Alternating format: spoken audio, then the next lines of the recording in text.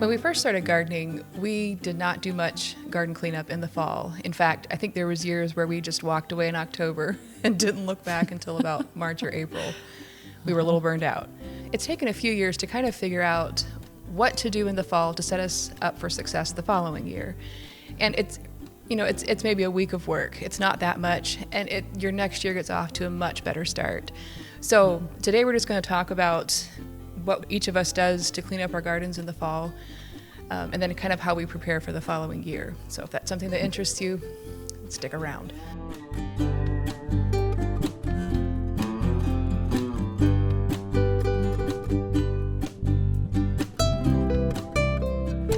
The first thing I like to do is pretty obvious. I just go through and I cut everything down to the ground. Now, that sounds simple. That is masses of dead flowers having to be hauled off. So it does take a little bit of time. Now, I tend to leave my flowers in a little bit longer probably than I should. So I end up with some really thick stalks, and I've discovered it's easier if you take a little bit bigger instrument to cut those down. Like just my little garden snips doesn't cut it half the time. So it's like the zinnias, especially the sunflowers. Sunflowers are like small trees by the time they're done. They're the worst. And I broke one of my precious little snips, the little red ones, on an okra. I mean, it was basically a tree, and I thought I could snip it off with that. Well, I actually broke the tip of it. So that would be a tip there. Cut them. I like to just cut them off at the base and leave the roots in over winter. If it's a really big root ball and I discover it next spring when I go to plant, then I just pull it out then. The roots actually can feed the soil and the good microbes, whatever that's in the soil, over winter. So it's a good idea to leave that in there. It helps the soil structure, doesn't it? And right. And we realized, we would clear our beds. We thought everything had to be out of the bed, and in the beginning years. We realized we were taking a lot of the good soil with us when we pulled the root balls out. So you're leaving that there, plus you're also leaving plant matter that will decay and help the soil as well.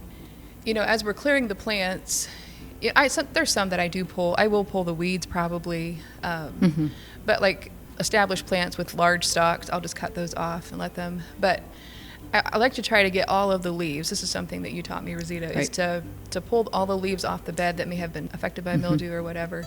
You want to clear all the dead plant matter so you don't leave disease there. But I feel like leaving the stalks is fine. And then after that, I like to go through and just weed the bed. There might be dandelions, any of the cool hardy weeds like to get started now, and they'll be huge by spring. So I like to just go through, take the time, just weed everything real quick. It usually doesn't take long because the grass I put on over summer is typically still there, at least bits of it. But a little bit of weeding in the fall goes a long way in the spring. We have this little bushy little weed. Is it henbit or nestbit or something bit? It's a creeping weed. It'll just take right over the garden. Because with no dig, we aren't going to be tilling in the spring. We're trying to just prepare the bed, clear it of any weeds and things, and get it ready to plant right into without having to turn it over or anything in the spring. Right. So a little bit of weeding, a little bit of clearing in the fall will go a long way. Yes. I did do a little bit of digging this year. I have such heavy clay soil, and I noticed some of the areas were a little more compact, and so I just went through and took my garden fork and just kind of lifted things and chopped up the big pieces. I didn't turn anything over because, I don't want to do that. I don't want to expose that many weed seeds. But I feel like that is going to help my garden next year not to be quite as compacted. That's a good point. Depending on the soil in your garden, you may need to do a little bit of loosening, or my soil doesn't really need that. It's really sandy. It needs matter to kind of hold it together. But that's a good point. Loosen it up in the fall before you put your mulch and stuff on it. So then, like Rosita said, I don't always clear my garden. The old plants I don't always get cleared out as quickly as I should. And so what happens is they go to seed and they start growing little plants, which is actually a good thing. So I started a bunch of plants end of August or middle of September. I forget. It was way too late, really. And they struggled under lights. Like it was just too warm. A lot of those cool plants like a little bit cooler temperatures to germinate. So some of them didn't germinate, some of them didn't grow. But I went out to the garden when I started clearing it out. I realized I had those same plants growing in the garden that had self-seeded that were 10 times bigger and a lot healthier. So I've kind of got, is this a good plan? Just to let stuff self-seed and then transplant it to the rows you want? I tried that this year. I did a bunch of just moving things around. I organized the Biplorum into a row. It was all over the garden.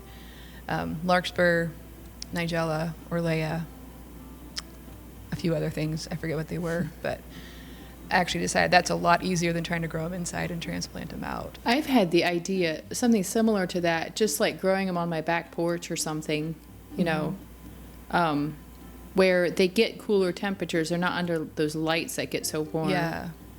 But my fall fell apart and I didn't have time for it. So Yeah. I had done pretty good. My foxglove, I'm a little sad about this. Had a bunch of foxglove and other stuff started, and we were gone for a weekend. And it would have been fine if I'd have watered it right when we got back, but I forgot. And I killed most of the things that I had been growing for 6 or 8 weeks under lights. A few things survived. My dianthus survived. It doesn't look very great, but I planted it anyway. I grew my foxglove all summer on my back porch, and it was so, I never had time to plant it out until I think it was finally in September, and they were so root bound. They usually recover from that, though. Yeah. After the beds are cleared and the soil's loosened, whatever, then I like to put a little bit of compost on in the fall. I have done it where I haven't put the compost on until the spring. You know, if I ran out of compost, which is probably going to happen this fall, you know, that can work too. But I like it on there in the fall because then it can get good and cozy with the ground and start doing its magic over winter. Sort of break down and become part of the soil. Yeah, I don't have access to good compost here, but I do have access to a lot of manure. So Myron had cleaned out one of his barns, and I put it on the beds kind of sparingly, like just hoping it'll break down over winter, because it's kind of aged, but straight up it's not good for plants. You got to kind of let it break down. So it's a good time to be putting your amendments on in the fall. And if you want to do soil tests, I would probably do that before you put the compost on. That way you know what do you need to add. Soil amendments can be added later as well. Especially if it's compost. And that can be added, as at the time of planting as well. If it's well aged. Then we usually get a load or two of composted leaves from the city leaf dump. I kind of have a love-hate with that because it's beautiful leaf stuff that I didn't really have to work for, but it's got a lot of trash in with it. So I'm constantly cleaning up my garden all year long because it kind of comes to the surface then. But it has really helped the soil structure in my garden, and it does help to keep the weeds down. So I like to just top dress all the empty beds with it for sure. I'm hoping to start doing some of my own leaf compost. I just need to get a couple bins rigged up. We have so many leaves. We're surrounded on two sides. Our property has two woods on two sides, and so I have all the leaves I could ever want. But that is like one of the best things to put on your garden. And I know in our old garden, we used to actually just mow up leaves with the grass and then cover the beds with that. Have you been doing that this year too? That's my last step is I have several leaf piles that are mostly leaf. And so if I get a bunch of grass that doesn't have a lot of leaves in it, I may sort of mix the two, put some leaves on the bed pretty sparingly. I don't like to put a ton of uncomposted leaves on the bed, maybe some, and then put a layer of grass on top of that, which helps to mat everything down. That helps to keep the compost in place. And then, the leaves won't blow away as well. And then they can both kind of break down over winter. Last fall, I had done that for several beds, and I basically planted straight into them in the spring, and it was wonderful. I had to do nothing to the bed. And I've heard there's some concern about, grass having seeds in it that will then, sprout in your beds. Be a little wise maybe about which grass you mow up to put on your beds. But we've not really had an issue with it. We haven't been perfect in the grass that we used. And I in the spring I'll usually avoid using the grass that has all the dandelion seeds because they kind of come in a wave. And then in the fall it feels like here around September all the grasses like to put out seeds. I don't have like good grass. It's just kind of weeds and whatever. And so there was a couple weeks there where I pretty much just mowed the grass up and tossed it because I didn't want those seeds in my garden. But now we're back to just grass. So fall is also a good time to move perennials if you want to do that. We did a giant perennial move this summer. We went back to our old garden and dug up all of the old peony plants and moved them. Rosita took a bunch with her. I took some with me. We sold some, left some there, of course. But so it's a good time, like for peonies or what other things have we moved in the fall? Lilac bushes? Actually, any kind of bushes. I was just talking to friends of ours who do landscaping, whatnot, And they were saying that they had heard from a landscaper that you can actually, here in Ohio, where we are, we could keep planting our like trees and shrubs and everything up until probably December, which is actually a better time. Okay. But it makes sense because everything is dormant, and so it requires less water. And if you plant things in the spring, you've got to make sure they're watered. And, if they don't get enough water, then they may struggle. So I thought, well, that's good information. So anything, any kind of perennial, pretty much. So then here in Arkansas, part of fall cleanup is also fall gardening. I'm still growing things in the garden because fall is just better for some of the stuff because it gets so hot here in the summer. So it's a lot of tending and weeding the veggies too. But growing veggies in the fall is a lot more fun for me. It's more rewarding. It's not nearly as overwhelming. Then I did plant some, instead of just transplanting in the garden, I had actually started some other stuff that I planted out, like snapdragon and all that stuff earlier. And I covered it with frost cloth because it was actually going to be too hot. I thought it was going to actually scorch them. And I hadn't had time to harden them off. So I didn't want them to get burnt in the garden. Anyway, planted them, covered them with frost cloth, kind of forgot about them. We have irrigation, so they were getting water. And a couple weeks later, I went back to check on them, and they were growing really well. But I noticed there was a cutworm that I think it had just done it because the plants weren't even wilted yet, but was cutting up the plants. I've never had to deal with cutworms like I have here. And some of the locals have said that's because of the leaf mulch that we get in, because that's kind of a new problem for them too, so it might be. But if you do plant fall things and cover them with frost cloth, I would just say make sure you put some Sluggo Plus down too, just in case there's critters under there. I don't even know if I know what a cutworm looks like. Oh, I wish I wouldn't know. And of course, you want to dig your dahlias if you're digging them. I still have to do that. Mine are still green and blooming. I deadheaded a bunch last night, and this is what I got. But mine are dead, and hopefully they're going to be dug this afternoon. Ooh, it's high time. Okay. Then moving on to thinking about next year, I've been doing some walking through my garden and looking at everything and kind of deciding, what do I want to change.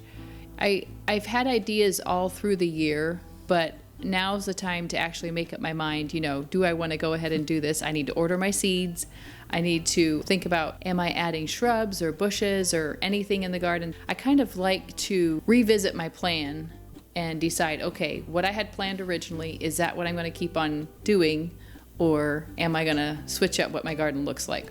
So that's something I've been thinking about, wanting to get some inspiration. And I've been looking at my garden from a distance, and it's so flat in the wintertime. And I know it doesn't have to be beautiful in the wintertime, but I do eventually want it to have interest in the winter as well.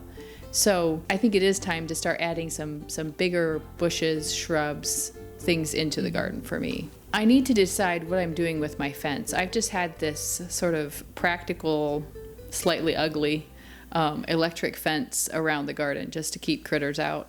It didn't do a great job of keeping the rabbits out, so I need to rethink that anyway. So I don't know. Do I want to splurge and actually build a fence around the garden? Do I want to fence myself in? Morgan jokes because he's like, yeah, that garden keeps growing. It's not time to build a fence yet. He's probably right. That's funny. You could just build a fence on one or two sides and hope the rabbits try to go in that side. There you go. Don't go on Pinterest and look for twig fence ideas, or I don't know what they call them, but you can make the cutest little fences. And I thought, build my own. I don't have to spend a lot of money on it. It would just take some time over winter. Get your posts and then just kind of connect them with twigs or whatever. And then on the inside, do a layer of chicken wire that you don't really see, but it would actually keep critters and rabbits out. I have to do something different. I don't want my garden decimated by rabbits again next year. So other than clearing out the garden, you'll also want to make sure you have your seeds and tubers, all that stuff. I like to get I actually got my plan together back in July when I wanted to order a bunch of fall seeds, but I wanted to be efficient, so I ordered all my stuff for next year too. So I got my plan together in July. I don't even remember what it was. I need to go back and look at it. But make sure that I have everything that I have planned for. Are we buying more tubers this year? I think I'm okay with what we got. I think I'm just going to stick to what I got. I Yeah. have several friends who we've given tubers to who said they'll give me some. I'm just going to depend on that, I think, for next year. Okay. The goodness of friends. That's nice. Yeah. And I'll send you some Yeah. too if mine do well. I think mine. Okay. I hope mine are doing well. Who knows? All right. But it's about time Sounds I good. returned the favor. Send a box this Anyway. way. Yeah. So clear those gardens and order those seeds and settle in for a nice long hibernation.